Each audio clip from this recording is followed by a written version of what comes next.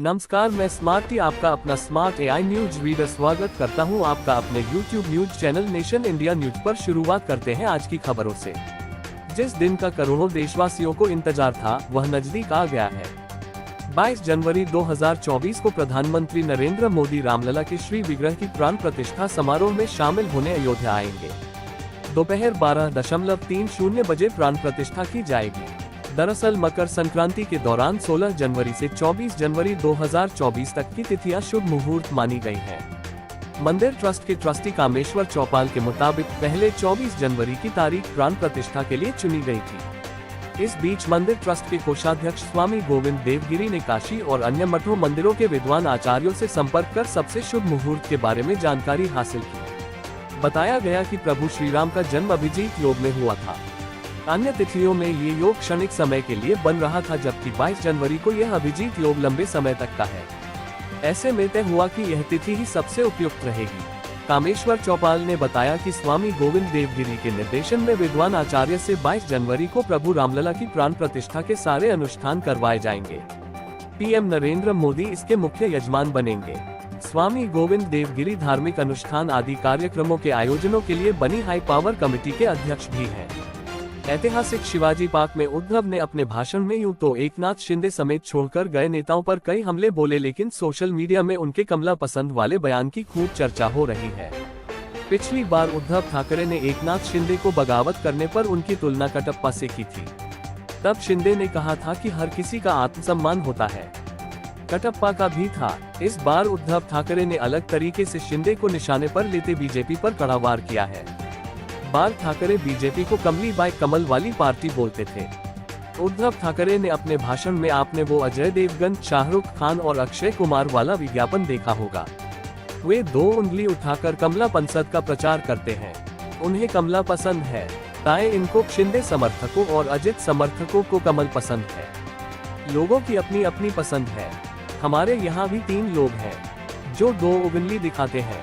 मुख्यमंत्री और उप मुख्यमंत्री पर व्यंग्य करते हुए उद्धव ठाकरे ने कहा कि 2 हाफ लोग हैं। भारत में एक बड़ी आबादी है जो रोजाना दिहाड़ी कमाई करके जीवन गुजारते हैं।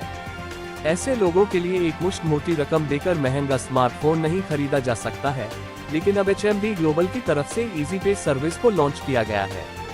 ये स्कीम दिहाड़ी मजदूर को भी स्मार्टफोन खरीदने में मदद करेगी। HMD ग्लोबल ने भारत में दिहाड़ी मजदूरों के लिए इजी पे सेवा लॉन्च की है। इस सेवा के तहत बिना ब्याज के EMI पर स्मार्टफोन खरीदा जा सकेगा। ये स्कीम नोकिया स्मार्टफोन के लिए है और इंस्टेंट लोन के साथ साथ अप्रूवल भी प्रदान करेगी। नो कॉस्ट EMI और डाउन पेमेंट ऑप्शन पर एक्स्ट्रा चार्ज नहीं होगा, लेकिन यदि EMI समय पर नहीं चुकाया जाए तो स्मार्टफोन लॉक हो सकता है। OTT ऐप्स की दुनिया में मुकेश अंबानी सबसे बड़े खिलाड़ी बनने की राह पर है। दरअसल मुकेश अंबानी दुनिया की सबसे बड़े प्रोडक्शन स्टूडियो में से एक वॉल्ट डिज्नी के भारतीय कारोबार को खरीदने जा रहे हैं। यह एक मल्टी बिलियन डील होगी। बता दें कि वॉल्ट डिज्नी को इंडियन बिजनेस को भारत में डिज्नी जोड़ हॉटस्टार के नाम से जाना जाता है। इसी ऐप पर मौजूदा ICC men's cricket world cup का लाइव प्रसारण हो रहा है।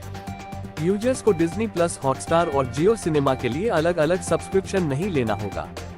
साथ ही जियो की तरफ से फ्री में टीवी, लैपटॉप और मोबाइल पर लाइव क्रिकेट स्ट्रीमिंग की सुविधा दी जा सकती है। साथ ही सब्सक्रिप्शन प्लान को जियो रिचार्ज प्लान के साथ जोड़ा जा सकता है। वही सब्सक्रिप्शन प्लान की दर भी कम हो सकती है। अभी तक आपने इंसानों को CPR यानी कार्डियोपल्मोनरी रिससिटेशन देकर लोगों की जान बचाते हुए सुना और देखा होगा, लेकिन क्या आपने कभी इंसान द्वारा सांप को CPR देकर जान बचाते हुए देखा है? दरअसल हम ये बात इसलिए कह रहे हैं कि मध्य प्रदेश के नर्मदापुरम जिले में एक पुलिस आरक्षक ने CPR देकर एक सांप की जान बचाई। इसका वीडियो भी सामने आया है। नर्मदापुरम जिले के सेमरी हरचंद चौकी में पदस्थ कांस्टेबल अतुल शर्मा को तवा कॉलोनी में सांप के रेस्क्यू की सूचना मिली थी। इसके बाद वह रेस्क्यू करने तवा कॉलोनी पहुंचे। जहरीला सांप पानी के पाइप लाइन के अंदर था। कांस्टेबल के पहुंचने से पहले ही सांप को बाहर निकालने के लिए लोगों ने पानी में कीटनाशक मिलाकर पाइप में डाल दिया था। कीटनाशक के चलते सांप बेहोश हो गया था। कांस्टेबल ने मौके पर पहुंचकर सांप को पाइपलाइन से बाहर निकाला और उसके बाद अपने मुंह से सांप को ऑक्सीजन देकर फिर से उसे नई जिंदगी दी। चंगा होकर सांप जंगल की ओर भाग गया।